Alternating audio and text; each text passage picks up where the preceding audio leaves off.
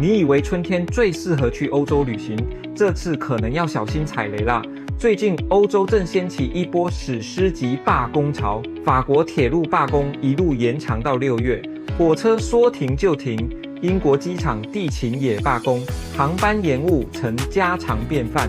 就连西班牙加那利群岛的餐饮酒店员工也一起罢工，连早餐都没人送你。换句话说，今年春天去欧洲可能不是在旅行，而是在闯关。所以出发前记得确认好航班、住宿和保险，最好还带上 Plan B， 不然你可能会在机场看日落，看完还得住机场。接下来 Traveloka 会主办2个小时的免费课程，如何把您的旅游资源人脉变现的秘诀。在这堂课里，你会学到如何获客，如何选择配套，如何建立团队等等。我们将帮助您完成10年环游100个国家的梦想。点击以下的链接，马上注册报名免费的课程。